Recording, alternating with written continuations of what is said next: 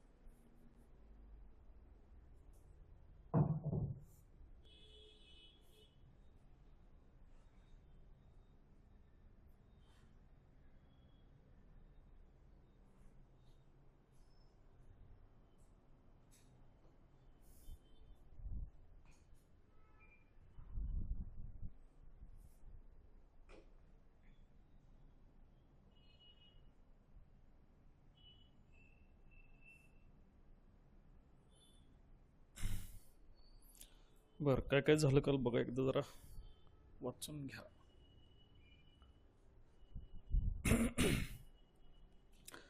Online वाले ऐकूया लागले सगळ्यांना. स्क्रीन विजिबल झाली आहे. ठीक आहे, इन्युमरेशन काय बघितलं होतं काल जरा एकदा रिवाइज करूया आपण.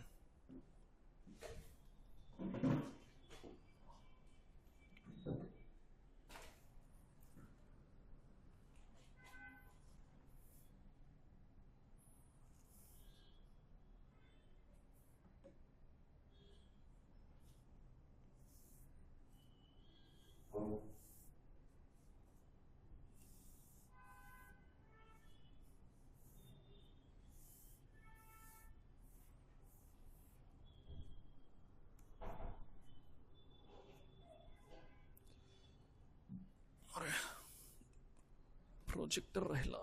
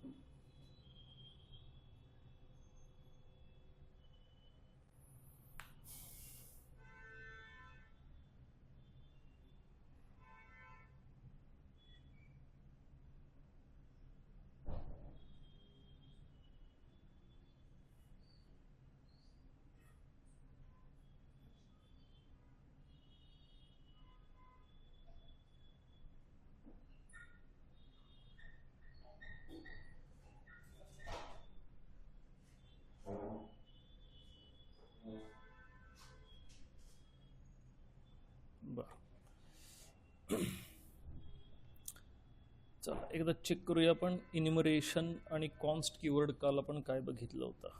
ओके, कॉन्स्ट कीवर्ड से शुरू किया था हमने.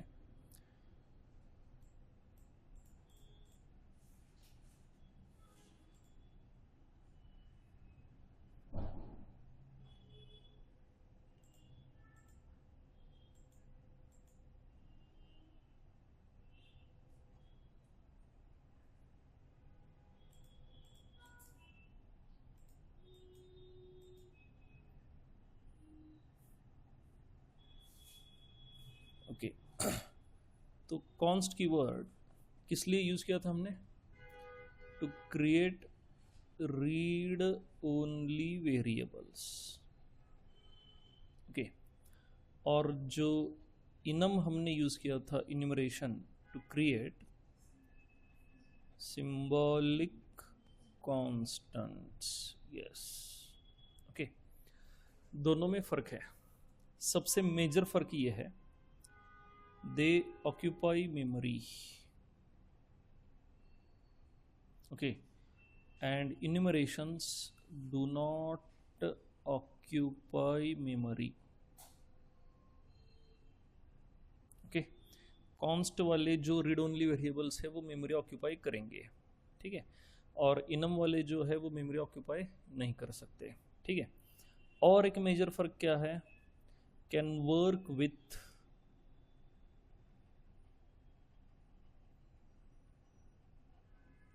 Any data type, okay. और ये क्या कहता है, can work with integers only,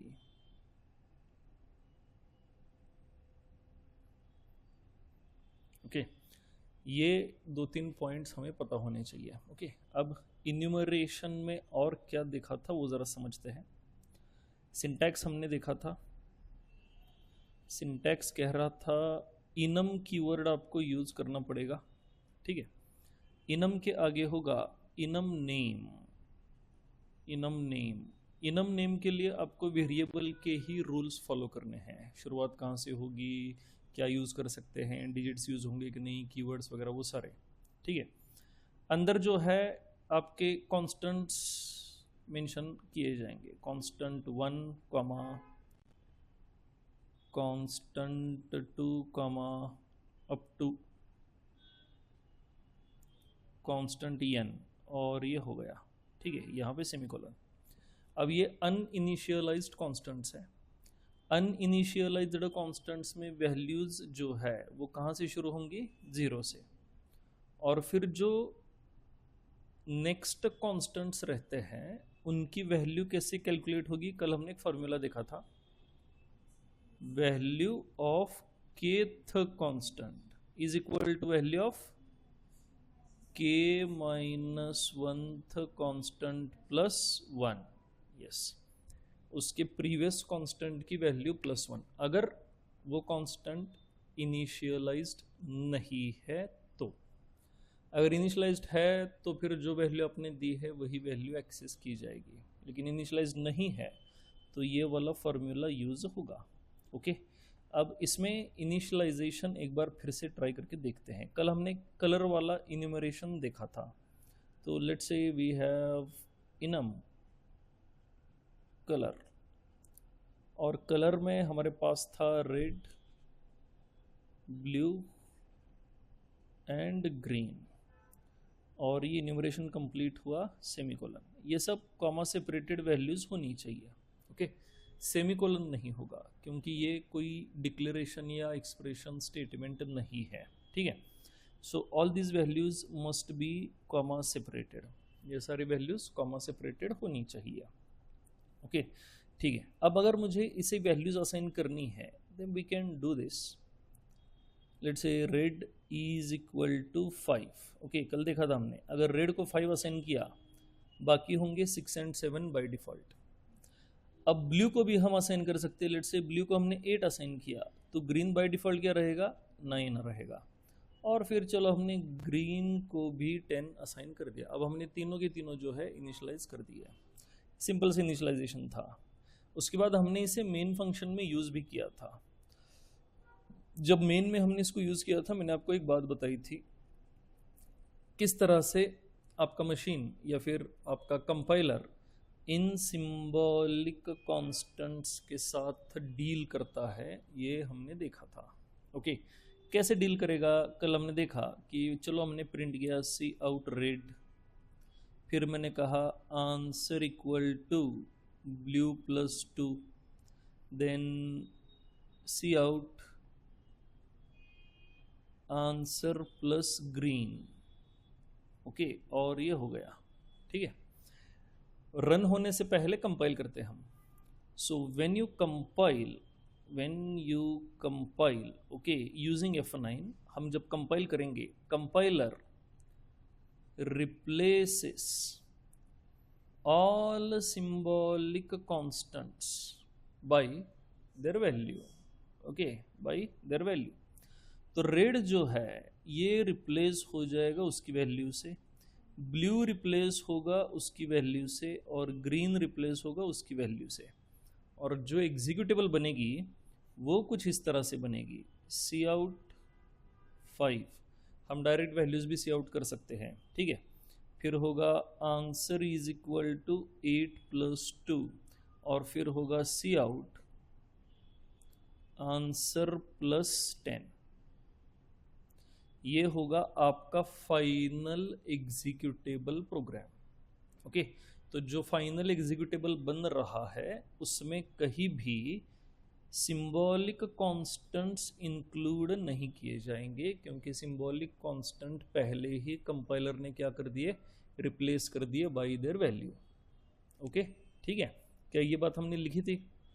compiler वाली बात शायद हमने नहीं लिखी, बघा बरं ऑनलाइन वाले कंपाइलर वाली गोष्ट लिहिली का रे आपण?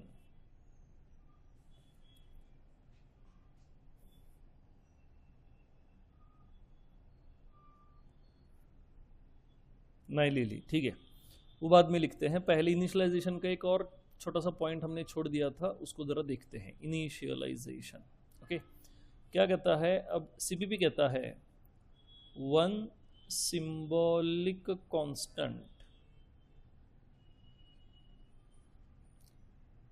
Can be used to initialise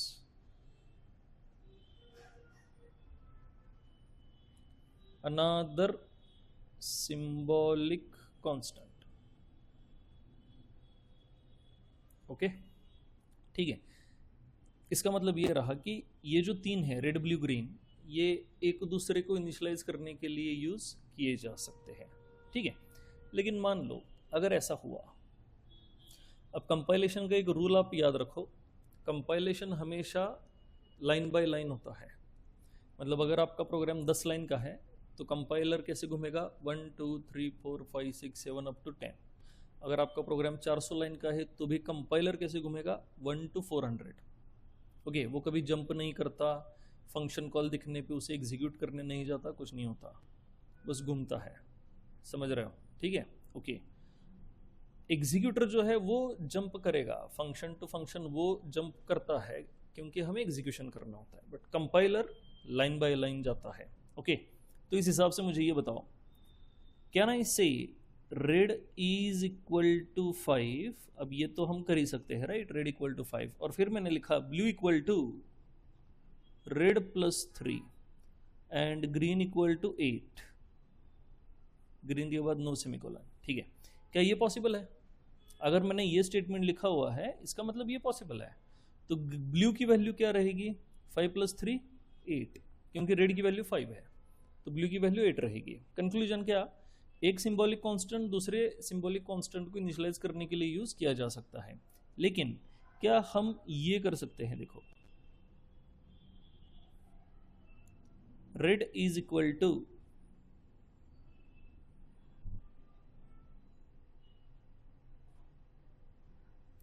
ये पॉसिबल होगा?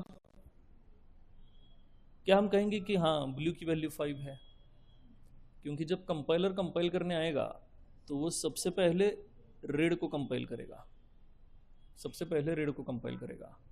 जब रेड कंपाइल हो रहा है तब आपके कंपाइलर को ब्लू के बारे में कुछ नहीं पता, ब्लू के बारे में कुछ नहीं पता। ओके, तो कंपाइलर यहाँ सिंपली एरर देगा कि भाई ब्लू क्या है ये नहीं पता। ओके, ठीक है। फिर ब्लू और ग्रीन ये तो चलो वैलिड है, आपने डायरेक्ट वैल्यू असाइन कर दी, बट यहाँ आपका कंपाइलर एरर जनरेट करेगा। तो ये वाला स्टेटमेंट जो है इसमें एक सिंपल सी कंडीशन और एक ऐड होगी, initialised symbolic constant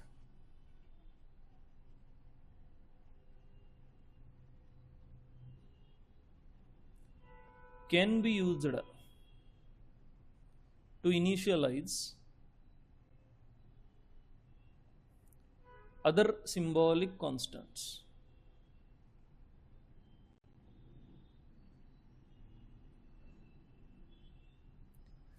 Initialized symbolic constants can be used to initialize other symbolic constants। Okay, बस जब यूज करोगे तो जिसे यूज कर रहे हो वो इनिशियलाइज्ड होना जरूरी है, वो इनिशियलाइज्ड होना चाहिए। समझ रहे हो? ठीक है, ओके। तो इनिशियलाइजेशन वाला फंडा क्लियर हुआ। ये वाला एक पॉइंट ऐड कर लेते हैं, लिखो आप next point. Next point, initialisation हमने लिखा, केथ वैल्यू k-1 ये सब लिखा हमने, लिखो उसके नीचे initialised symbolic constant, initialised symbolic constant can be used to initialize other symbolic constants can be used to initialize other symbolic constants. Okay, for example मैं आपको 2 एक्झाम्पल लिखने हैं. देखो काय लेजे बाळांनो बघा आणि मग एक्झाम्पल लिहा. ठीक है, ये जो पहला एग्जाम्पल है ये एरर वाला एग्जाम्पल है. ठीक है, एरर क्यों है? Blue is not initialised, still used to initialise other constant. Okay, और फिर दूसरा जो है वो सही वाला एग्जाम्पल लिखना. सही वाला आप लिख सकते हो, रेड को इनिशियलाइज करो, फिर रेड यूज करो ब्लू को इनिशियलाइज करने के लिए, लिहून टाका. ये दूसरा एग्जाम्पल लिखो, पहला वाला एग्जाम्पल करेक्ट वाला एग्जाम्पल लिखो.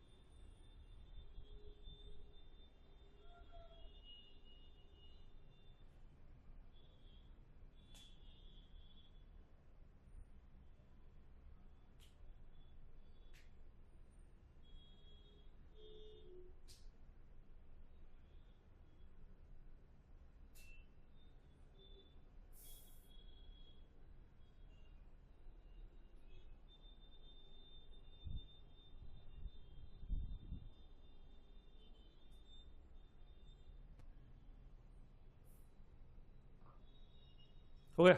ठीक है, ओके. तो इन्यूमरेशन क्लियर हो गया. अब नीचे एक पॉइंट लिखते हैं. लिखो, when we use, next point लिख लेना. When we use these symbolic constants in our program, compiler replaces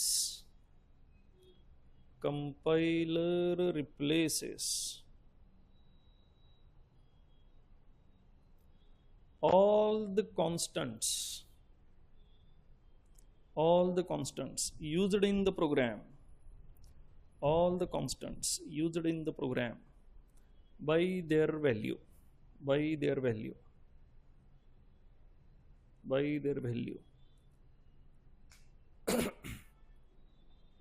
Hence, they do not occupy any memory during execution.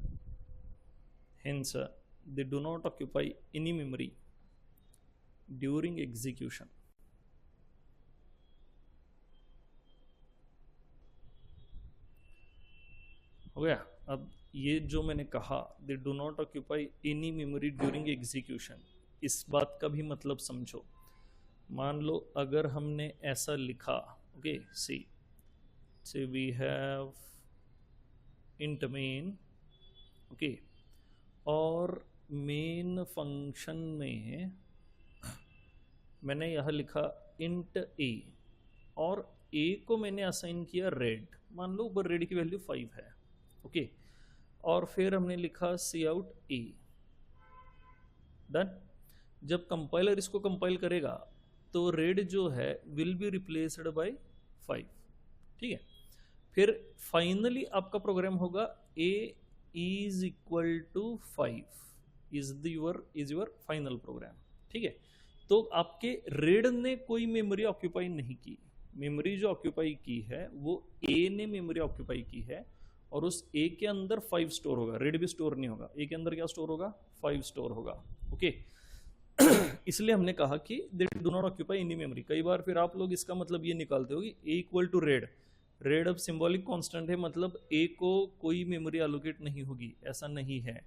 a will occupy 4 bytes. a क्या करेगा? 4 bytes occupy करेगा, और उसके अंदर 5 store होगा. 5 किसकी वैल्यू थी? रेड की. तो उस वैल्यू को 4 बाइट्स मिले, बट वो 4 बाइट ऑक्यूपाई किसने किए हैं? ए ने ऑक्यूपाई किए हुए हैं।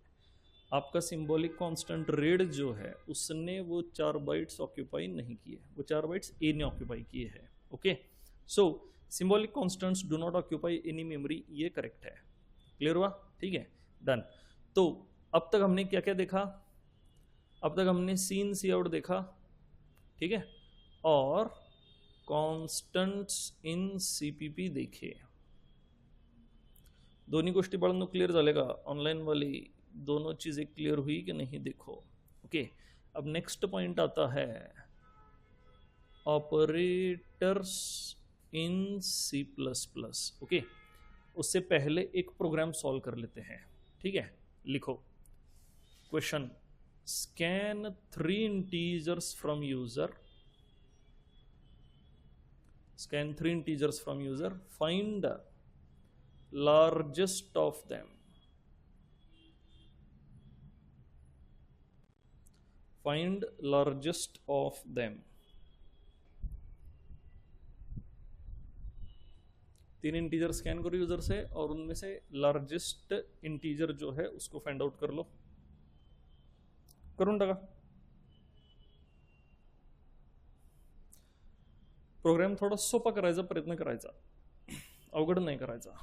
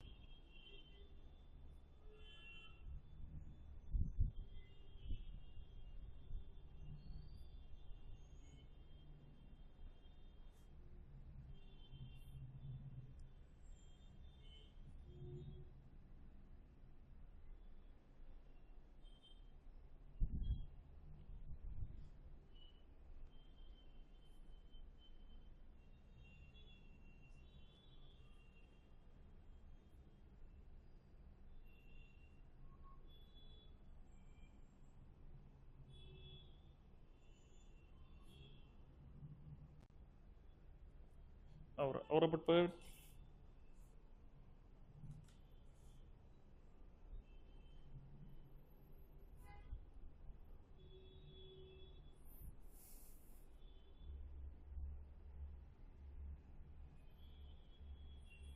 चला, नवीन आलेली झालं का?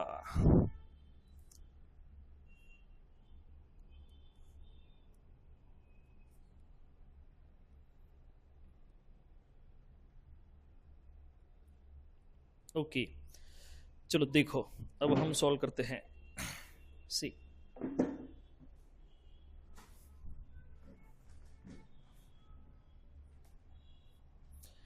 तीन इंटीजर में से लार्जेस्ट हमें ढूंढना है, तो आपको पहले बार बंद करा जरा लेस लगेच। चलो देखो, अभी हो गया, इतना टाइम नहीं लगना चाहिए। आपने सी किया हुआ है कि नहीं? तो let's say we have 3 integers, num1, num2 and num3।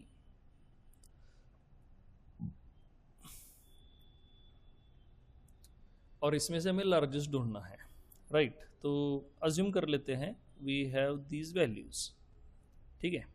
तो सबसे पहले कोड लिखने से पहले अपना लॉजिक जो है वो फाइनल कर लो कि लॉजिक क्या होना चाहिए, ओके। और उसके बाद कोड लिखना है। तो लॉजिक हम क्या लगाएंगे? हम एक मैक्स वाला वेरिएबल भी लेंगे, ठीक है। अब हम सबसे पहले num1 और num2 इन दोनों को कंपेयर करेंगे, इसमें से लार्जेस्ट ढूंढेंगे। कौन है लार्जेस्ट? num2। तो इन दोनों का लार्जेस्ट आया 18 और इस 18 को हम स्टोर करेंगे मैक्स में, अब इन दोनों का लार्जेस्ट ढूंढना बहुत आसान है, इफ एल्स एक आसान सा लिखना है, हो जाएगा। तो max contains largest from these two. अब क्या करेंगे, अब मैक्स और num3 इनको कंपेयर करेंगे और इनमें जो मैक्सिमम होगा वो फिर से मैक्स को ही असाइन कर देंगे। तो at the end max variable contains maximum integer. आसान है, ओके। अब यही लॉजिक हमें कोड में डालना है। तो कोड में ये लॉजिक काम कैसे करेगा ये भी ज़रा समझो। Let's say we have int main और हमारे पास 3 वैल्यूज़ होनी चाहिए, int num1, don't go with abc, num2 and num3। User को पहले मैसेज देना है आपको, c out enter 3 integers,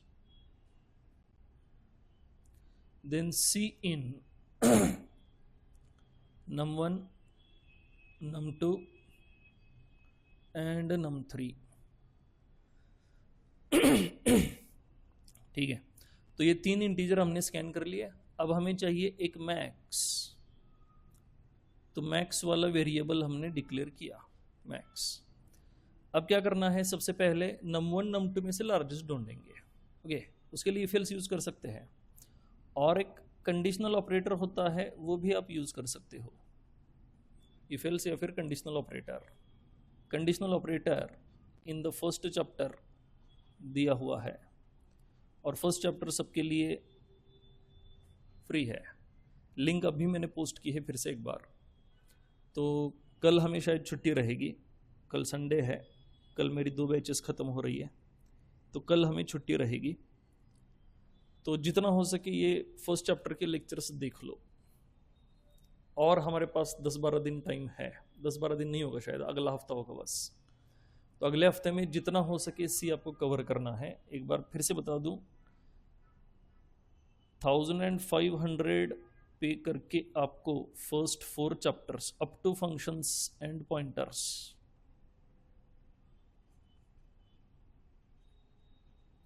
available हो जाएगा, ओके। काफ़ी सारे लेक्चर्स रहेंगे, ऑलमोस्ट 40 to 50 लेक्चर्स रहेंगे, बट इतने सारे कंटिन्यूसली देखने की ज़रूरत नहीं है। बहुत से लेक्चर में बीच में नोट्स डिक्टेट हुई है, प्रोग्रामिंग के लिए मैं रुका हुआ हूँ, तो सारे लेक्चर्स देखने के लिए 1 week is enough, 1 week is enough, okay. जो बच्चे यहाँ ऑफलाइन के लिए आते थे कुछ बैच में से, जब ये फ्री था तब उन्होंने वो 1 हफ्ते में पूरा सी कंप्लीट कर दिया था अप टू लास्ट चैप्टर। मैं तो कह रहा हूँ बस 4 ही कंप्लीट करने हमें, उसमें लूप तक तो आपका हो ही चुका है कि नहीं। तो वहाँ तक लेक्चर्स देख लेने हैं, लूप वाले लेक्चर्स लॉजिक के लिए देखने हैं, वहाँ लॉजिक बिल्डिंग होगा पूरा पूरा। 1 हफ्ता हमने 7-8 लेक्चर्स हमने लूप्स के लिए डेडिकेटेड किए हुए हैं। और उसके बाद आता है फंक्शन पॉइंटर, वो वाला चैप्टर आपको डिटेल देखना है from start to end without fast forwarding, वो बहुत ज़रूरी है, ओके। तो ये कर लो, ये बहुत थोड़ी सी फीस है। जब आप पैकेज लोगे 15-20 लाख का, that will be nothing for you. Anyways your choice. अगर नहीं करना है तो खुद से यूट्यूब पे ढूंढो, बुक पढ़ो, कुछ भी कर लो, फंक्शंस तक पॉइंटर छोड़ के जितना है सब कुछ हमें एक बार फिर से रिपीट करना है, okay. So we have max. अब देखो num1 और num2 में से लार्जेस्ट वैल्यू ढूंढ लेते हैं। So we have if num1 is less than num2, who is maximum? If num1 is less than num2, num2 is maximum.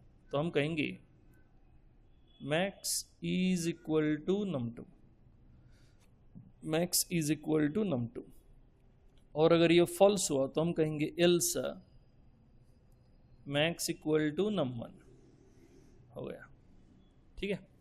तो मैक्स में या तो num1 होगा या फिर num2 होगा, बट दोनों में से मैक्सिमम वैल्यू मैक्स वाले वेरिएबल में स्टोर होगी।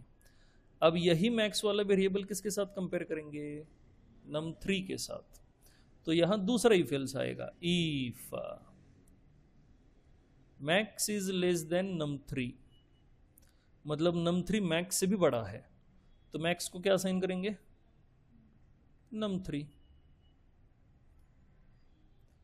एल्स क्या करेंगे बताओ? मैक्स को क्या साइन करेंगे, क्या साइन करेंगे, डिस्कस नहीं करा सर बाबा, पहले तो अपने आंसर के लिए सीरियस हो जाओ. Even if you wrong that doesn't matter, but you have to think and you have to decide कि ओके मैक्स को मैक्स ही असाइन करेंगे, ये हो सकता है. त्याच्यात असं हसण्यासारखं वगैरे काहीच नाही आहे बाळा. Okay, you must be serious. तो एल्स मैक्स को क्या असाइन करेंगे, मैक्स ही असाइन करेंगे. Okay, now we have written this for your understanding. अब आपका अंडरस्टैंडिंग ये भी होना चाहिए कि ये करने की ज़रूरत नहीं है. मैक्स को मैक्स असाइन करना ही क्यों है, क्योंकि मैक्स में तो वही स्टोर है. तो हमें ये एल्स पार्ट लिखने की ज़रूरत नहीं है. बस ये इतना इफ जो है इससे आपका काम बन जाएगा. And finally max variable will store the maximum value. और हम यहाँ नीचे लिखेंगे सी आउट मैक्स. हो गया, डन. अब ये प्रोग्राम थोड़ा सा बड़ा हो गया, प्रोग्राम थोड़ा बड़ा हुआ क्योंकि हम इफ एल्स इफ ये सब यूज कर रहे हैं. बघा हे कळलं का बघा. अब इस प्रोग्राम को थोड़ा शॉर्ट कर लेते हैं. ठीक है, शॉर्ट होगा यूजिंग कंडीशनल ऑपरेटर. ठीक है, हम ये कह सकते हैं, देखो पूरा का पूरा प्रोग्राम दो स्टेटमेंट में हो जाएगा. If num1 is greater than, और चलो यही कंडीशन यूज कर लेते हैं, if num1 is less then num2. If num1 is less then num2, अगर ऐसा हुआ तो यहां जो कुछ भी लिखते हैं वो रिजल्ट यहां वापस भेजा जाता है. तो अगर ये ट्रू हुआ तो who is maximum, num2 is maximum, तो मैं कहूंगा num2. और अगर ये फॉल्स हुआ who is maximum, num1 is maximum. अब हमने देखा था जब हमने कंडीशनल ऑपरेटर पढ़ा कि अगर ये ट्रू हुआ तो इसका रिजल्ट यहां असाइन होगा, और अगर ये भाई साहब फॉल्स हुए तो लास्ट वाले एक्सप्रेशन का रिजल्ट यहां पे असाइन होगा. अब यहां जिसको भी असाइन होगा वो रहेगा मैक्स, जो भी वापस आएगा उसे मैक्स में स्टोर करेंगे. So max contains largest from num1 and num2. Okay, अब उसी मैक्स को किसके साथ कंपेयर करना है, num3 के साथ. So I will say if max is less than num3, अगर ऐसा हुआ वो is largest, num3 is largest. Correct, तो num3 नहीं तो मैक्स इज लार्जेस्ट. जो भी वापस आएगा उसे वापस किस में स्टोर करेंगे, मैक्स में स्टोर कर देंगे. तो इन दो स्टेटमेंट्स के बाद max variable contains largest value. Okay, अब देखो ये कोड बहुत लंबा चला, थोड़ा बड़ा हुआ, ये दो ही स्टेटमेंट में हो गया. ठीक है, बस लॉजिक या फिर सिंटैक्स हमें पता होनी चाहिए. एग्जीक्यूशन टाइम कम हुआ क्या, नहीं हुआ. टाइम कॉम्प्लेक्सिटी कहीं चेंज नहीं होती. Do you know time complexity? Time complexity ऐसा एक पार्ट आप नेक्स्ट ईयर में डेटा स्ट्रक्चर में पढ़ोगे. That is very important. Time complexity ये आपको बताता है कौन सा एल्गोरिदम फास्ट होने वाला है, कौन सा एल्गोरिदम स्लो एग्जीक्यूट होने वाला है, कौन सा एल्गोरिदम कितना टाइम ले सकता है एग्जीक्यूशन के लिए. एग्जैक्ट नहीं बताता, बट कंपैरिजन के लिए टाइम कॉम्प्लेक्सिटी वाला कॉन्सेप्ट यूज किया जाता है. ओके, और ये बहुत ज़रूरी है. इंटरव्यूज़ में फ्रिक्वेंटली आस्क्ड क्वेश्चंस रहते हैं अबाउट टाइम कॉम्प्लेक्सिटी. ओके, ऐसे भी क्वेश्चन दिए जाते हैं कि this program has time complexity this, you have to convert it to get the same output by reducing its time complexity. कम से कम टाइम में आपको प्रोग्राम को एग्जीक्यूट करना है, आउटपुट सेम चाहिए. जैसे कि I hope you guys are familiar with prime number. पता है ना प्राइम सबको? ठीक है, can you code for prime number?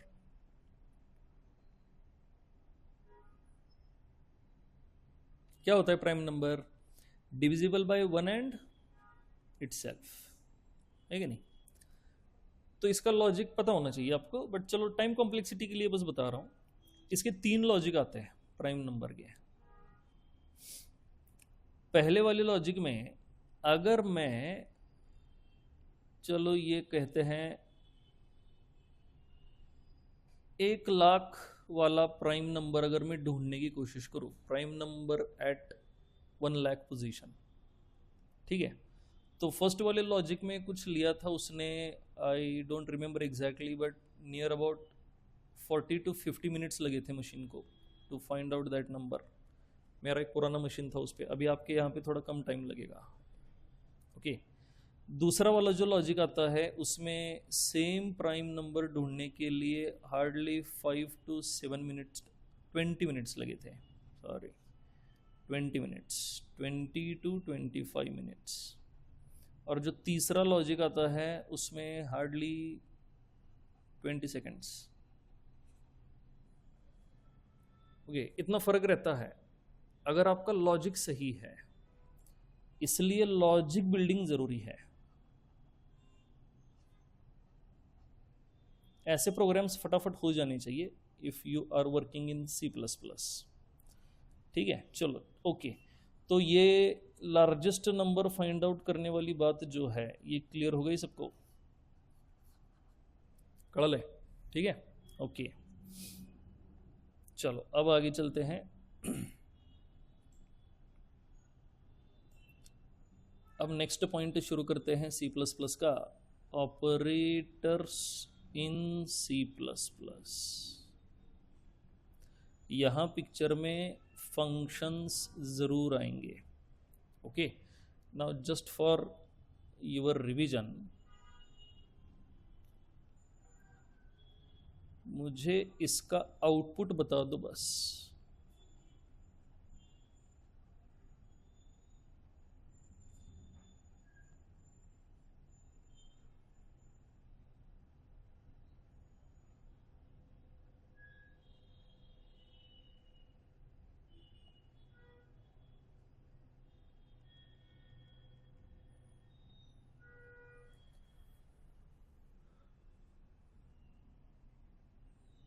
Online वाले सांगून टाका पटकन।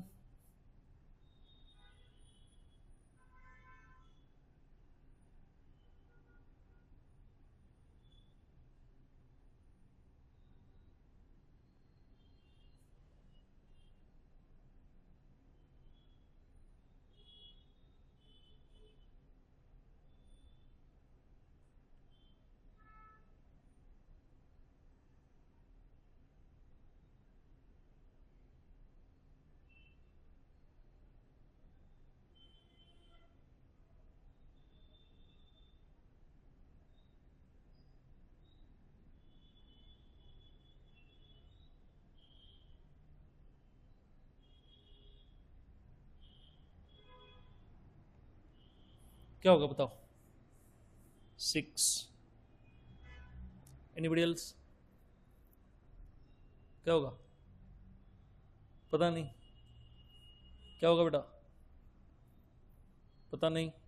ओके, चलो अगर आपका आंसर 6 है या फिर आपको ये पता ही नहीं, तो फिर से एक बार बता दूं, सी इन डेप्थ ये वाली जो प्लेलिस्ट है ये आपके लिए मस्ट है, आपको देखनी पड़ेगी। मैं खुद को प्रमोट नहीं कर रहा, बट मुझे पता है कि when we go for class and object तो ब्लैंक होना शुरू हो जाते हो आप लोग। और मैं ये इस बार फ्री इसलिए नहीं दे रहा क्योंकि फिर उसकी वैल्यू नहीं रहती। जाऊ दे बघू नंतर मग ते होत नाही, म्हणून मी ते फ्री नाही देते ह्यावेळी। पण तुम्हाला हे कळायला पाहिजे। अब समझो, इसमें ए जो है मेन फंक्शन का लोकल वेरिएबल है। ये बहुत ही प्रिमिटिव कॉन्सेप्ट है फंडामेंटल्स इन सी की, फंक्शंस चैप्टर की। फंक्शन चैप्टर शुरू यही से होता है, लोकल वेरिएबल्स। ओके, तो लोकल वेरिएबल्स जो है वो एक्सेसिबल होते हैं only inside function of declaration. Function of declaration के बाहर लोकल वेरिएबल्स एक्सेसिबल नहीं होते हैं। मतलब ये जो ए मेन के अंदर डिक्लेयर हुआ है ये लोकल ऑफ मेन है, मेन के बाहर ये एक्सेसिबल नहीं होगा, मेन के बाहर एक्सेसिबल नहीं होता। इसलिए माई फन के अंदर ये जो ए है ये मेन वाला ए नहीं हो सकता। दूसरी बात, माइफन के पास ए वाला डिक्लेरेशन नहीं है और अनडिक्लेयर्ड वेरिएबल्स हम यूज नहीं कर सकते. सो आंसर इज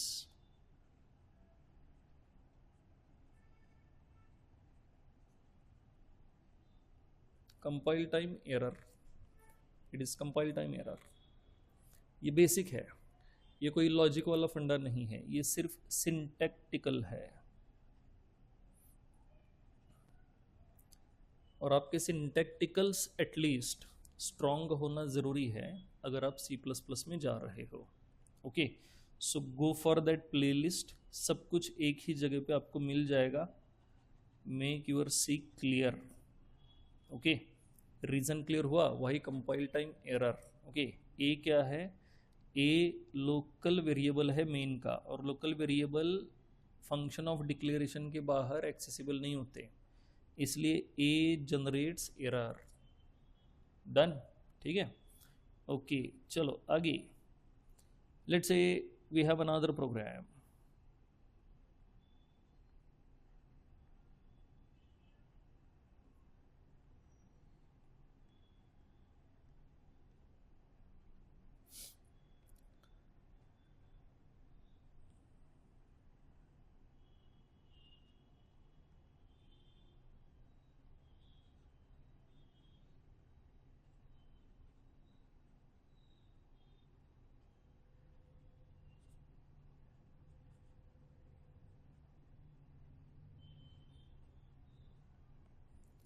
अब सोचो क्या आएगा.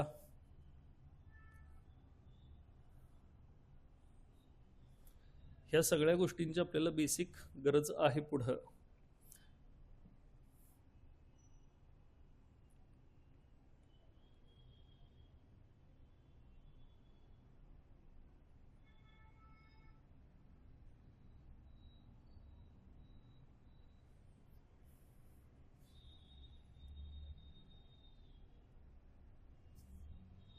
क्या होगा नहीं पता. ओके, तो अब आपको ये बता दूं, जब कोई वेरिएबल किसी भी फंक्शन के बाहर डिक्लेयर होता है उसे कहा जाता है ग्लोबल वेरिएबल.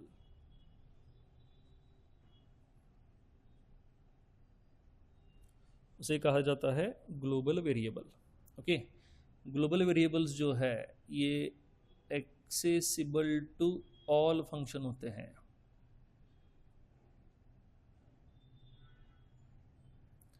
उनकी मेमोरी डेटा सेक्शन पे जाती है. All the functions can access this a. तो अब एग्जीक्यूशन कैसे होगा? मेन से एग्जीक्यूशन शुरू हुआ.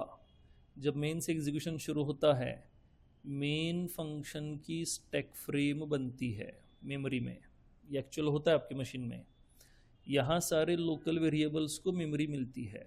अब कोई लोकल वेरिएबल है नहीं. लोकल वेरिएबल मतलब कौन से? जो फंक्शन के अंदर डिक्लेयर हुए हैं. मेन के पास लोकल वेरिएबल्स है नहीं. So we have main function. Okay, अब ये जो ग्लोबल वेरिएबल है ये जाएगा डेटा सेक्शन पे, और डेटा सेक्शन वाली मेमोरी ये अलग से हम ड्रॉ करते हैं हमेशा. This is let's say data section, और डेटा सेक्शन में क्रिएट हुआ ए जिसकी वैल्यू है 5. ओके, ठीक है. अब मेन का एग्जीक्यूशन शुरू हुआ. क्या कहता है? ए प्लस प्लस. कौन सा वाला ए होगा? मेन का या डेटा सेक्शन का? ये डेटा सेक्शन में एक ए है. मेन के अंदर हमने एक ए एक्सेस किया, तो ये ए कौन सा होगा? डेटा सेक्शन का रहेगा. इधर लिखा है ना हमने accessible to all functions. Accessible to all functions कौन? Global variable. ए ग्लोबल है तो मेन में एक्सेसिबल हो जाएगा. तो ए प्लस प्लस से डेटा सेक्शन के ए की वैल्यू होगी 6. ये ग्लोबल वाला ए है, ये मेमोरी है ए की. फिर माइफन कॉल होगा. फंक्शन कॉल होती है, एग्जीक्यूटर यहाँ पे पहुंचेगा. फिर माइफन के अंदर लिखा है ए प्लस प्लस. अब माइफन के पास खुद का ए नहीं है, बट ग्लोबल वाला ए तो है. तो ए की वैल्यू हुई फिर 7. ओके, एग्जीक्यूटर बाहर निकल के वापस गया. सी आउट ए क्या प्रिंट करेगा? 7 प्रिंट करेगा. So output is 7. अगर ये बातें नहीं पता तो एज अर्ली एज पॉसिबल वो देख लो, बहुत ज़रूरी है. क्योंकि ग्लोबल वेरिएबल बस इतना नहीं होता, पूरे 2 लेक्चर से उस पर. और अगर ये चीज़ें पता है तो सीपीपी थोड़ा हम आगे जा कर के पढ़ पाएंगे, नहीं तो हमारा बहुत सा टाइम आपकी ये बेसिक कॉन्सेप्ट्स रिवाइज करने में चली जाएंगी। और जो मेरे प्रीवियस स्टूडेंट्स हैं उनके लिए ये कॉन्सेप्ट्स ऑलमोस्ट क्लियर आहे. I am not saying they are perfect. त्यातल्या काही गाढवांनी पण मग अशी तेच केलंय, 6 त्यांना बी आठवत नाही लवकर, अरे लोकल व्हेरिएबल आहे ही एरर असणार आहे, पण सांगितल्यानंतर लक्षात येतं. एटलीस्ट अपन तिथं तरी असायला पाहिजे की अगर कोई कॉन्सेप्ट बता रहा हूँ तो एटलीस्ट वो याद आनी चाहिए. अगर आपने वो किया ही नहीं है that is going to be difficult then. Okay. आणि आपण सी सगळं रिपीट नाही करू शकत बाळांनो, वी डोंट हॅव टाईम. म्हणून ते सगळं रेकॉर्ड करून ठेवलेलं आहे की तुम्ही स्वतः ती यूटिलाइज कराल तुमच्या फ्री टाइममध्ये. चलो ठीक है. सो आंसर यहाँ पे क्या मिला हमें? आंसर मिला सी आउट ए क्या प्रिंट होगा? 7 प्रिंट हो जाएगा. ओके. तो हमने देखा लोकल वेरिएबल क्या होता है, ग्लोबल वेरिएबल क्या होता है, राइट. इनकी हमें ज़रूरत होगी. अब जो हम पॉइंट पढ़ने वाले हैं ऑपरेटर्स इन सीपीपी, इसमें ऑपरेटर्स इन सीपीपी में हमें पॉइंटर्स भी पता होना ज़रूरी है क्योंकि हम न्यू ऑपरेटर को समझने वाले हैं. हमें पता होना चाहिए रन टाइम मेमोरी क्या होती है, कंपाइल टाइम मेमोरी क्या होती है. ये सारी चीज़ें मैं ज़रूर एक्सप्लेन करूँगा, बट अगर आपको पहले से थोड़ी बहुत आइडिया है that will be beneficial. Okay. तो हम थोड़ा फास्ट आगे जा पाएंगे. चलो ठीक है. अब ऑपरेटर्स इन सीपीपी देखते हैं. ऑपरेटर्स इन सी भी हमने देखा, वो एज इट इज C++ में कंटिन्यू हुए. कौन कौन से? हमने देखा असाइनमेंट ऑपरेटर. ओके. हमने देखा एरिथमेटिक ऑपरेटर्स. हमने देखा कौन था? Comparison operator. हमने देखे लॉजिकल ऑपरेटर्स. हमने देखे बिटवाइज हमने देखा नहीं क्योंकि हमें इनकी ज़रूरत अभी है नहीं. फिर हमने देखा इंक्रीमेंट डिक्रीमेंट, ये तो हमने देखा ही था. ओके. और फिर कौन था? Conditional operator. यस. ये सारे ऑपरेटर्स C++ में एज इट इज़ कंटिन्यू हुए. जैसा उनका मीनिंग सी में है वही एग्जैक्टली कॉपी पेस्ट किया C++ ने. इन्हें छोड़ के C++ अपने खुद के कुछ ऑपरेटर्स आपको दे रहा है. ओके. वो कौन से ऑपरेटर्स है ये अब हमें समझना है. ओके.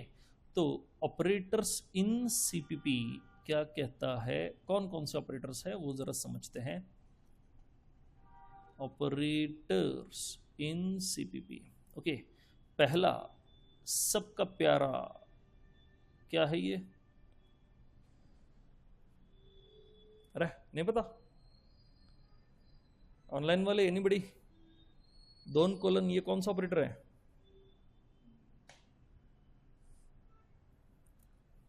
अच्छा, काही जणांना सीपीपी नाहीच आहे नाही का, आणि काही जणांचं बस सुरू झालंय का? तुम्हाला नाहीच आहे कोणाला सीपीपी सिलेबसला? अभी है. क्या पढ़ा रहे अभी कॉलेज में?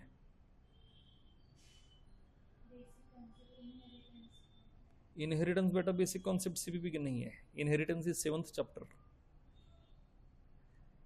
हमारा इनहेरिटेंस शुरू होने में 1.5 मंथ अभी बाकी है. आपकी शुरुआत हुई इनहेरिटेंस से, मतलब वो क्या इमेजिन कर रहे समझ रहे हो कि नहीं आप? यू आर प्रो इन सी, आपको सब कुछ पता है और क्लास एंड ऑब्जेक्ट शुरू हो गया. उनके पास टाइम नहीं होता. दे हैव लिमिटेड लेक्चर्स और उसमें सिलेबस खत्म करना है. We also have limited lectures but हमारे पास रोज है. चलो ठीक है. तो ये कौन सा है? ऑनलाइन वाले आर कोणाला येतंय का नाही? This is scope resolution operator. End में ऑपरेटर वाला वर्ड लगा देना है. Okay. Scope resolution operator, right. अब आगे देखते हैं दूसरा. Scope resolution star. या आया पॉइंटर फिर से. Okay. This is pointer to member declarator. Okay. Third one dot star. This is pointer to member operator. Fourth one arrow star. Okay, अब ये एरो वाला ऑपरेटर आया तो हमारा एरो बदल देते हैं। ये भी है pointer to member operator, but दोनों में फर्क होगा। डॉट के लेफ्ट में सिंपल वेरिएबल रहता है, एरो के लेफ्ट में पॉइंटर टू ऑब्जेक्ट रहता है। Okay, that is why dot star and arrow star. Okay, then we have fifth one, new. This is memory allocation operator। New वाला operator पढ़ने के लिए हमें पॉइंटर पता होना चाहिए, हमें एरे पता होना चाहिए, हमें पॉइंटर अरिथमेटिक पता होना चाहिए। एरे को किस तरह से पॉइंटर यूज करके एक्सेस करेंगे, ये 3-4 बातें हमें पता होनी चाहिए। ओके, ठीक है। उसके लिए थोड़े से एक हफ्ते के लिए एफर्ट्स ले लो, हम करेंगे वो सारी चीज़ें पॉइंटर से रिलेटेड जो भी है वो सब कुछ मैं आपको पढ़ाऊंगा। लेकिन अगर आपको उसकी आइडिया होगी तो आप वन शॉट में सब कुछ समझ जाओगे। ओके, नहीं तो फिर we have to keep repeating. Okay, then sixth one, delete. It is memory release operator। okay, seventh one, setw। setw actually एक फंक्शन है, ओके, बट ये हम आउटपुट फॉर्मेटिंग करने के लिए यूज करते हैं, इसलिए इसे ऑपरेटर में हमने कंसीडर किया हुआ है। ठीक है, इसे हम कहेंगे फील्ड विड्थ ऑपरेटर और फंक्शन। फील्ड विड्थ ऑपरेटर और function. Okay, and then eighth one is endl, that is line feed operator। ये न्यू लाइन का काम करता है basically, but other than new line और भी कुछ होगा। न्यू लाइन के लिए हमारे पास पहले से स्लाइशिंग दिया हुआ है, फिर भी एंडल देने का पर्पज कुछ तो अलग होगा, राइट? देखेंगे उस वक्त। ओके, तो ये 8 ऑपरेटर्स जो है, ये 8 ऑपरेटर्स अब हमें पढ़ने हैं। ठीक है, उसमें से ये जो 3 हैं, ये क्लास एंड ऑब्जेक्ट के बाद जब आप पॉइंटर टू ऑब्जेक्ट के साथ फेमिलियर हो जाओगे तब हम सोचेंगे ये 3 ऑपरेटर्स किस तरह से काम करते हैं। ठीक है, ओके, ये वाले सारे किसको क्या कहते हैं बस ये समझो। अब हम 1 बाय 1 डिटेल में सारे ऑपरेटर्स पढ़ेंगे। ठीक है, ये लिख लो, लिस्ट ऑफ ऑपरेटर्स।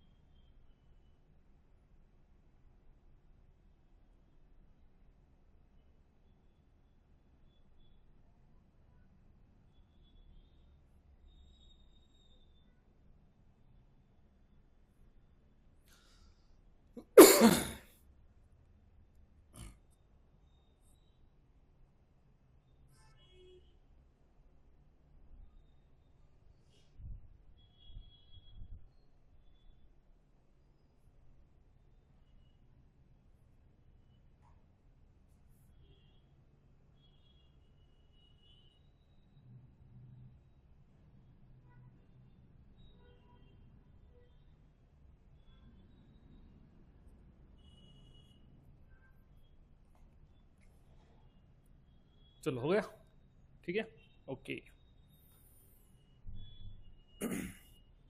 अब सोचते हैं पहला, स्कोप रिजोल्यूशन ऑपरेटर।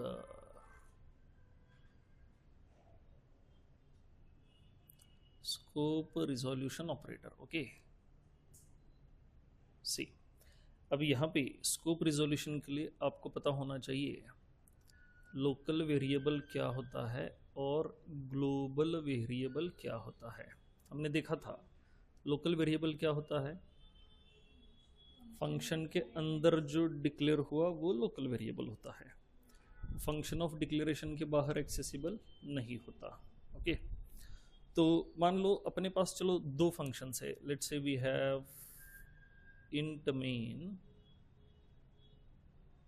यहाँ पे है int A is equal to 5, और फिर दूसरा फंक्शन है मेरे पास void माई फन,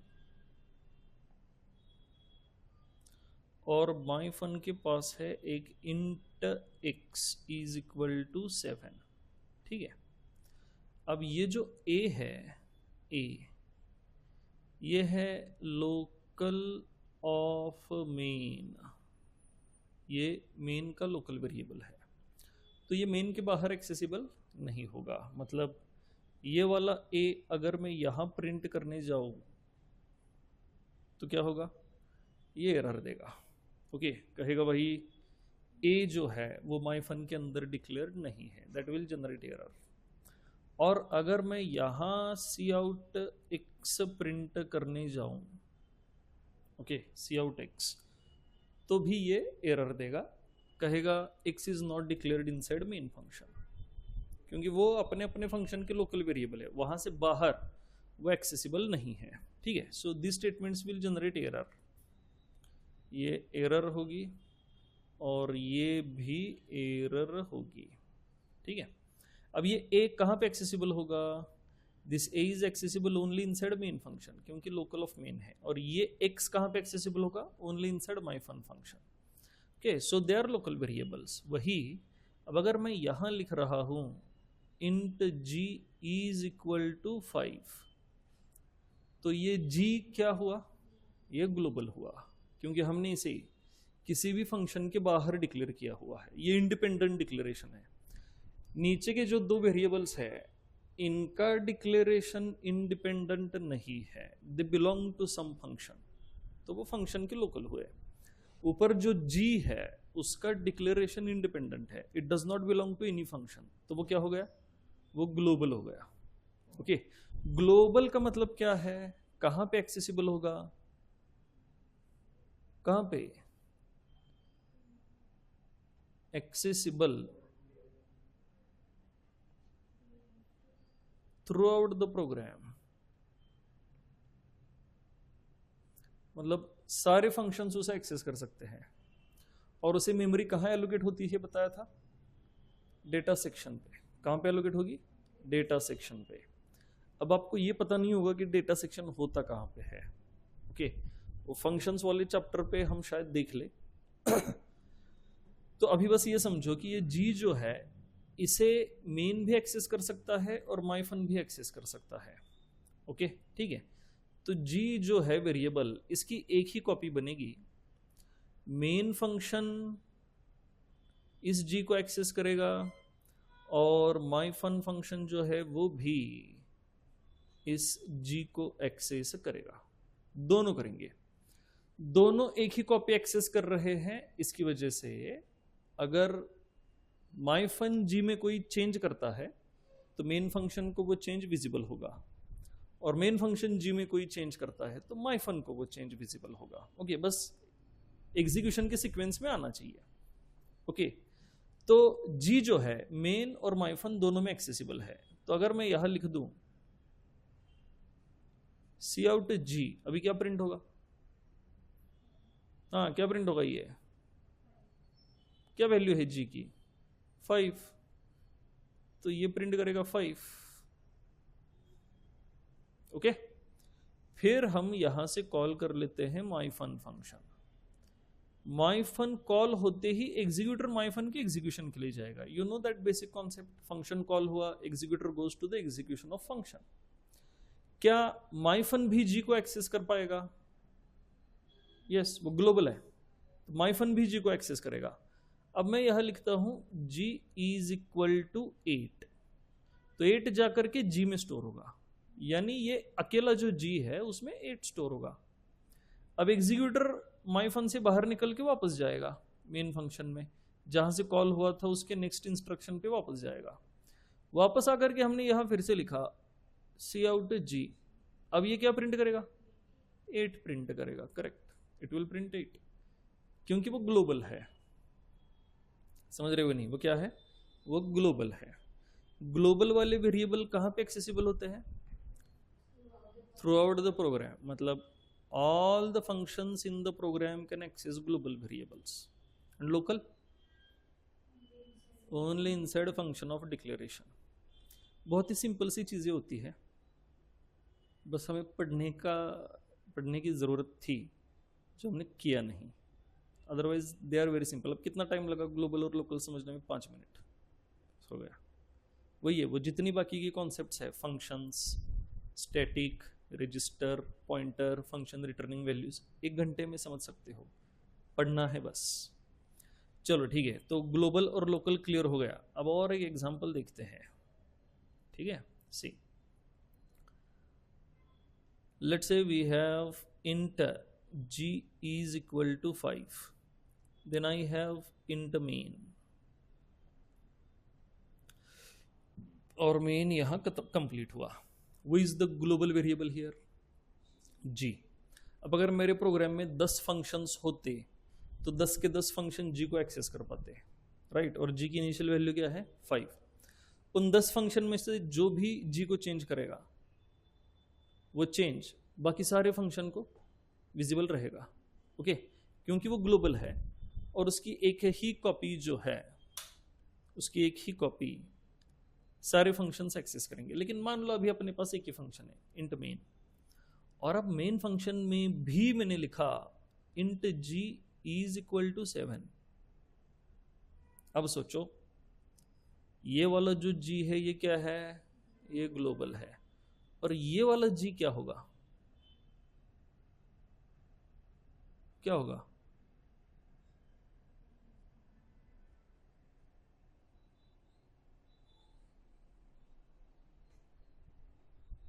हाँ,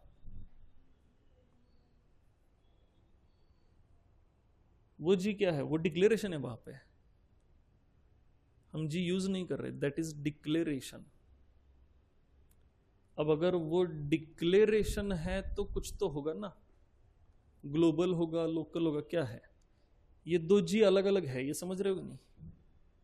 ये भी डिक्लेरेशन है, ये भी डिक्लेरेशन है। तो मेन के अंदर जो जी डिक्लेयर हुआ वो क्या होगा? वो लोकल वाला जी है, लोकल वाला जी है। इसका मतलब मेन के पास 2 जी है। एक मेन फंक्शन का खुद का जी है, दिस इज मेन जी, और एक डेटा सेक्शन वाला जी।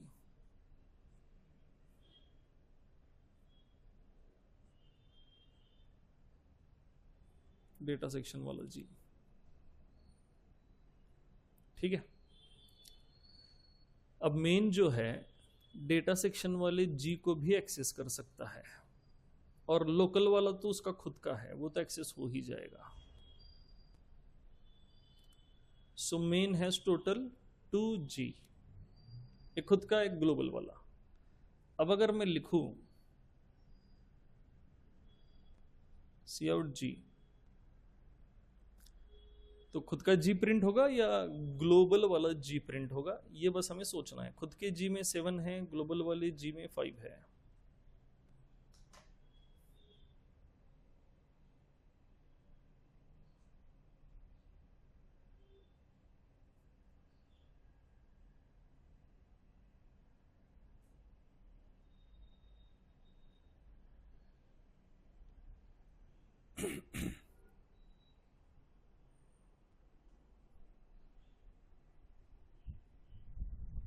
क्या प्रिंट होगा ऑनलाइन वाले, क्या प्रिंट होगा?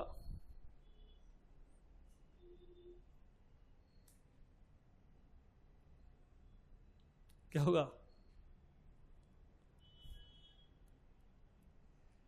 चलो बढ़िया।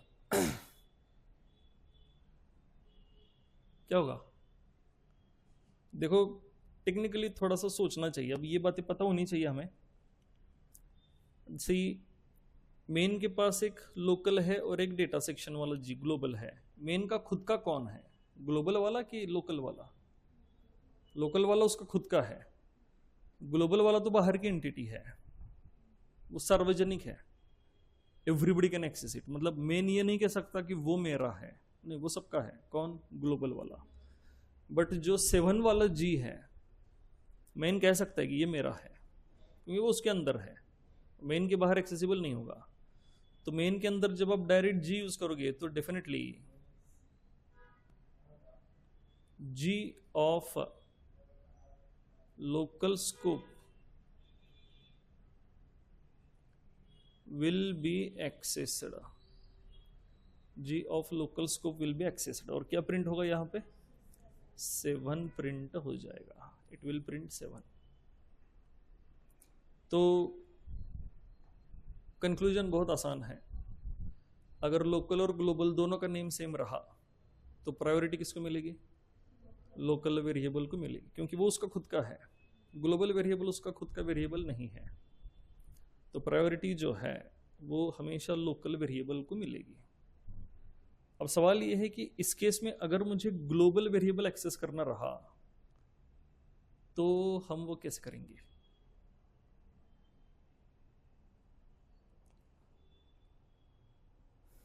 तो ऐसे केसेस में अगर ग्लोबल वेरिएबल एक्सेस करना रहा आपको, तो आपको यूज करना है स्कोप रिजोल्यूशन ऑपरेटर।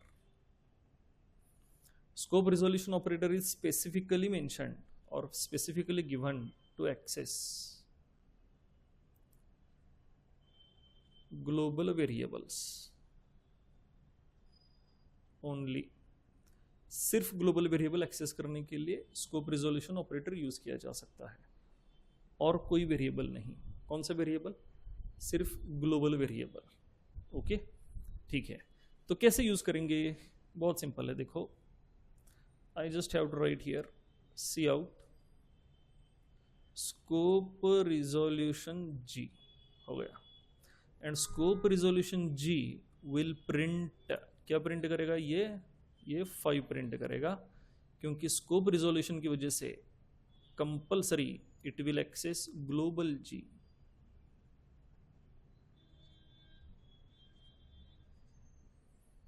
ये क्या एक्सेस करेगा? ग्लोबल जी एक्सेस करेगा। ओके, लोकल एंड ग्लोबल वाला फंडा समझ रहे हो? इनमें कई सारे वेरिएशंस है, एप्टीट्यूड में वो बहुत जरूरी है। लॉजिक सबका सेम है, लोकल अपने फंक्शन में एक्सेसिबल और ग्लोबल सारे फंक्शन में एक्सेसिबल।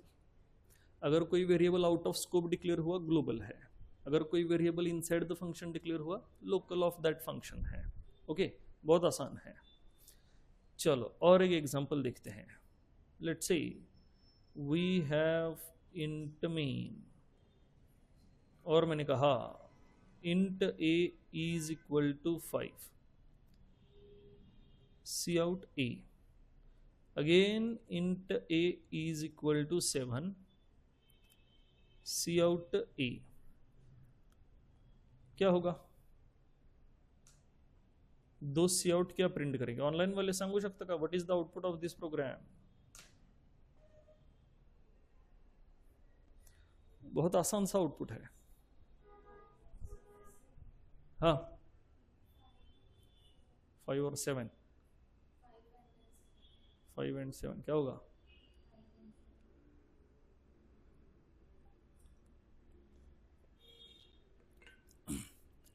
मला खरंच भीती वाटते बरं का. तुम्हाला CPP शिकायचं आहे.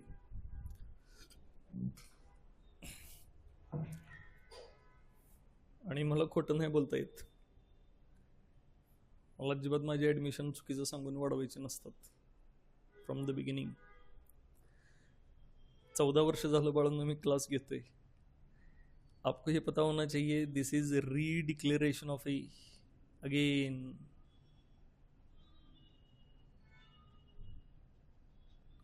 Compiler error. एक वेरिएबल एक स्कोप में 2 बार डिक्लेयर नहीं हो सकता, एक ही बार डिक्लेयर होता है. या फिर ऐसा कहो कि एक ही फंक्शन के अंदर more than 1 local variables cannot have same names. ये 2 हुए ना लोकल वेरिएबल. इंट ए यहां डिक्लेयर हुआ, यहां पर भी डिक्लेयर हुआ. अगर मैं इंट नहीं लिखता यहां, फिर ए की वैल्यू क्या हो जाती? 7 हो जाती. फिर वो ऊपर वाला ए एक्सेस होता. राइट. अब यहां हुआ क्या है, यहां एक ए बना, उसमें 5 स्टोर हुआ और फिर यहां फिर से डिक्लेरेशन हुआ. तो कंपाइलर यहां एरर देगा, कहेगा भाई ए फिर से डिक्लेयर हो रहा है, redeclaration not allowed, compile time error. समझ रहे हो? ठीक आहे. डिमोटिवेट नाही व्हायचं आपल्याला. आपल्याला हे समजून घ्यायचं की थोडं जास्त काम करावं लागणार आहे. जेवढी मज्जा केली आपण मागचे 6-8 महिने, तर ते सगळं आपल्याला भरून काढावं लागणार आहे.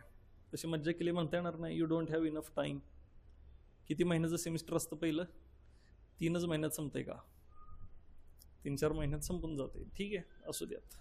पण बाळांनो कष्ट करावे लागतील रे, त्याशिवाय होणार नाही ना. Just because you did not have time म्हणून CPP तुम्हाला एक्सक्यूज नाही करणार आहे की अरे ठीक आहे, काही प्रॉब्लेम नाही, आज रात्री झोपा डोक्याला पुस्तक घेऊन मी येतोय आतमध्ये. असं नहीं होना. We have to take efforts. चलो ठीक है. अब ये बताओ, अगर मैं इसको चेंज कर दूं, float a is equal to 7. चलो आपके लिए मेक इट 7.5. अब क्या होगा?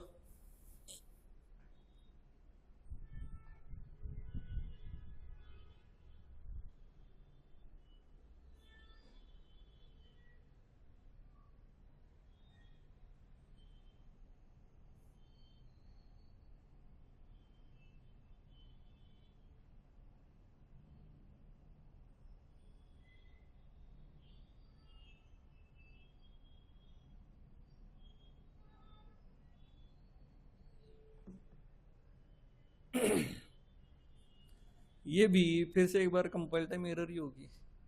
ए पहले डिक्लेयर हो चुका ना, फिर से डेटा टाइप मेंशन करने का मतलब है अगेन रीडिक्लेरेशन. बस यहाँ ये कहेगा कि भाई पहले इंट है अब फ्लोट है, तुम्हें एग्जैक्टली क्या चाहिए. ऐसी कोई कंपाइलर एरर देगा, लेकिन देगा तो एरर ही, क्योंकि फिर वही है, more than 1 local variables can not have same name. Data type चाहे जो भी हो, more than 1 local variables can not have same name. Okay, if they are declared inside same function, treat them like Mr. Main की family है और उनके 2 लड़के हैं, एक है A और दूसरा है A. Is it possible in real life? Mister main की फैमिली, मेरा भी नाम A है, मेरे भाई का भी नाम A है, ऐसा होगा? नहीं होगा. इधर भी वही हो रहा है. ओके, तो मिस्टर मेन की फैमिली में 2 लड़कों का नाम A नहीं हो सकता. वो दोनों सारे वेरिएबल्स एक दूसरे के सगे भाई बहन होते हैं, ऐसा ट्रीट करके चलो. ओके, वही अगर हम कहे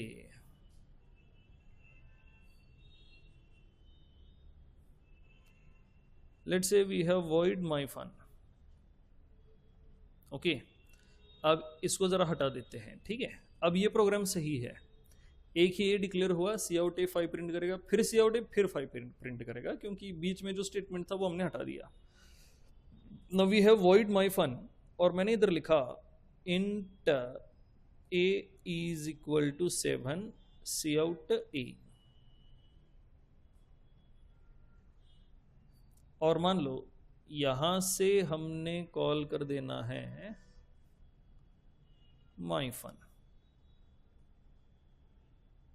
फंक्शन हमने कॉल कर दिया। ओके, अब माई फन अगर यहां से कॉल हुआ, ओके, माई फन यहां से कॉल हुआ तो एग्जीक्यूटर यहां नीचे आएगा, इसका एग्जीक्यूशन करेगा। ठीक है, एग्जीक्यूशन करके एग्जीक्यूटर वापस जाता है कॉलिंग फंक्शन में, नेक्स्ट स्टेटमेंट से एग्जीक्यूशन शुरू करता है। अब पहले हमें यह समझना है क्या यहां एरर होगी, इधर भी ये डिक्लेयर हुआ, इधर भी ये डिक्लेयर हुआ।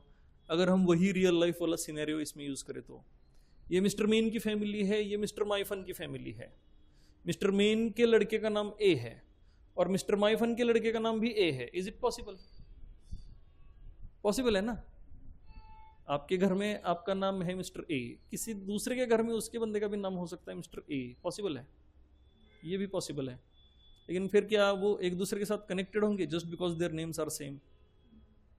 कोई कनेक्शन ही नहीं है ना। समझ रहे हो नहीं? मेन वाले ए के साथ क्या चल रहा है, इसका माइफन वाले ए के साथ कोई कनेक्शन नहीं है, नॉट एट ऑल, कोई कनेक्शन नहीं है।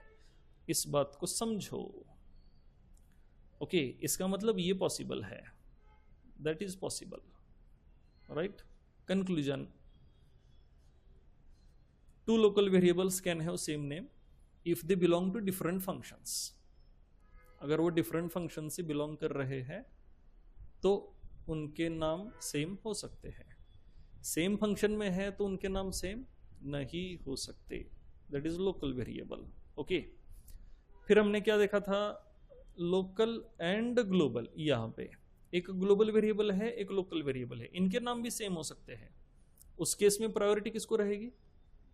लोकल वेरिएबल को रहेगी। उस केस में अगर ग्लोबल वेरिएबल यूज करना रहा तो हम कैसे यूज करेंगे उसको? स्कोप रिजोल्यूशन ऑपरेटर से ग्लोबल वाला वेरिएबल यूज हो जाएगा। तो use of scope resolution operator clear हो गया? ठीक है, लोकल ग्लोबल समझ गए। Now go to end of the notebook. New students, अपने नोटबुक का एंड भी हमारे लिए रखना है, हमें वहां पर भी काम करना होता है। At the end of the notebook सारी रिवीजन, रिपीटेड नोट्स, सब कुछ हम at the end of the notebook लिखा करेंगे। अब यहां आपको लोकल ग्लोबल जो समझ आया वो नोट कर लो खुद से। लोकल ग्लोबल जो समझ आया वो खुद से नोट कर लो।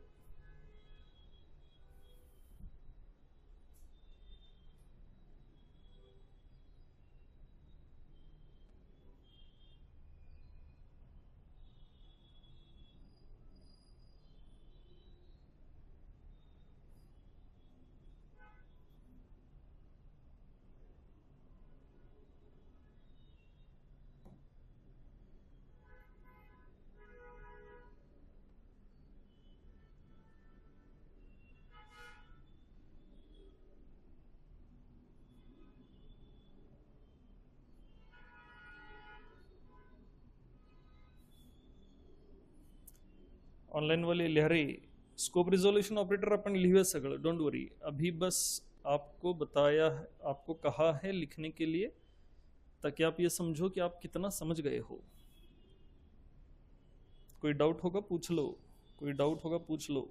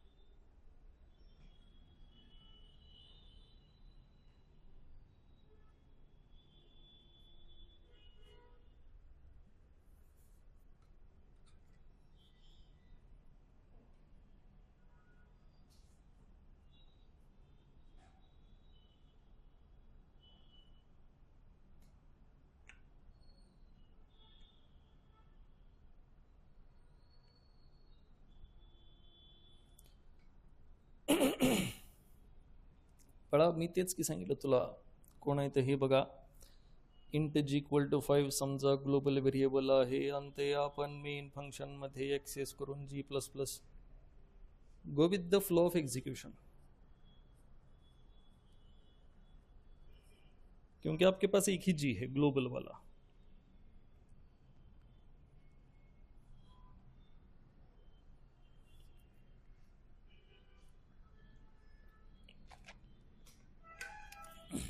एग्जीक्यूशन फ्लो देखो, उसके हिसाब से जो जी की वैल्यू होगी वो आएगी.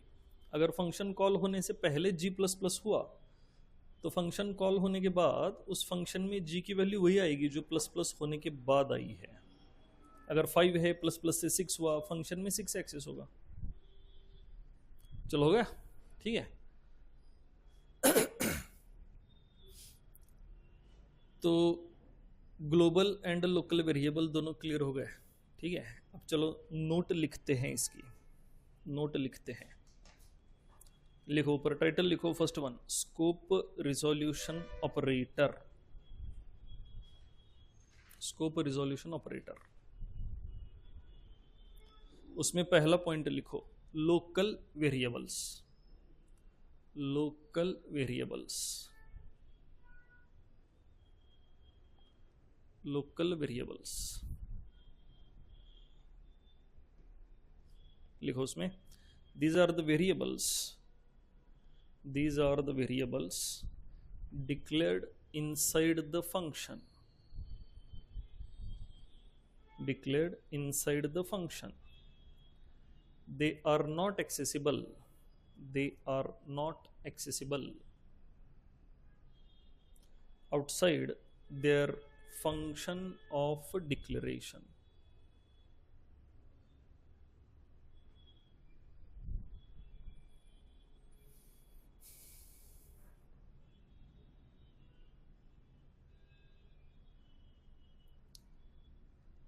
Two local variables inside same function, two local variables inside same function cannot have same name, cannot have same name.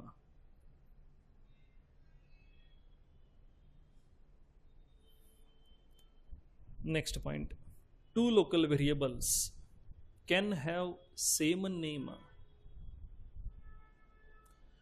can have same name if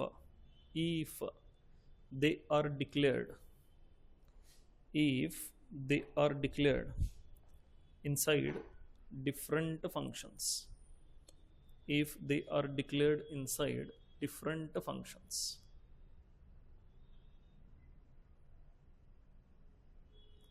If they are declared inside different functions.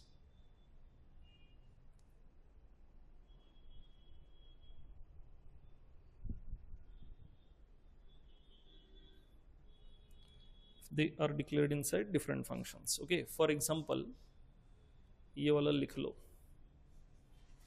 कुठं गेलं रे, ग्लोबलच आहे काय.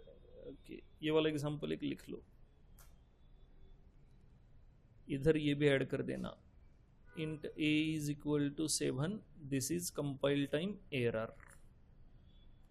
Redeclaration of a in same function.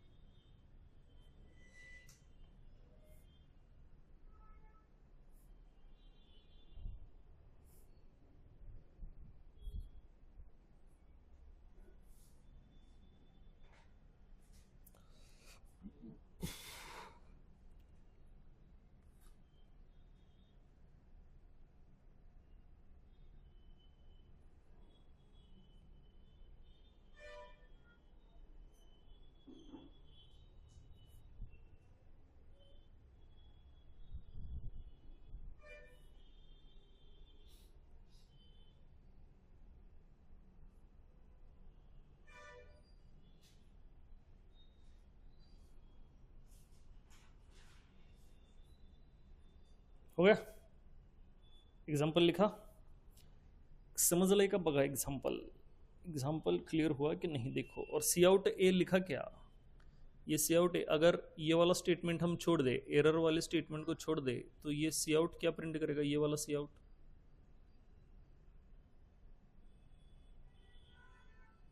5 या 7?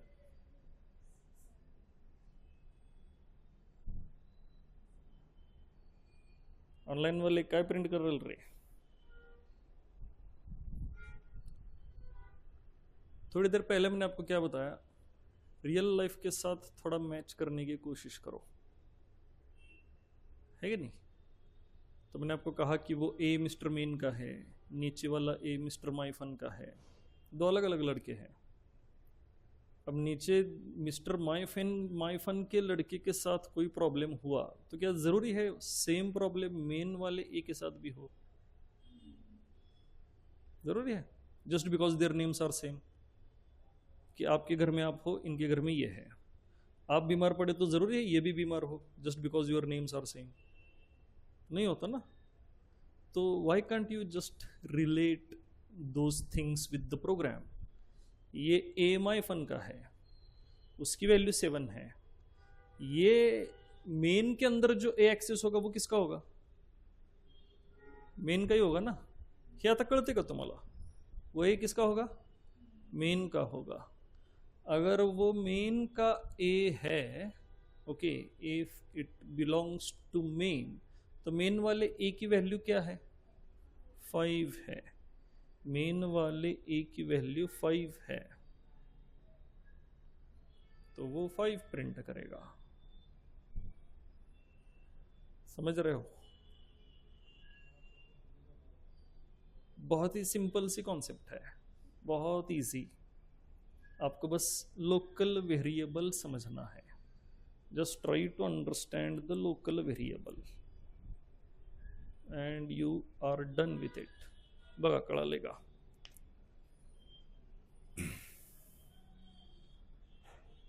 चलो ये example solve करते हैं और रुक जाते हैं। हाँ बोलोगे।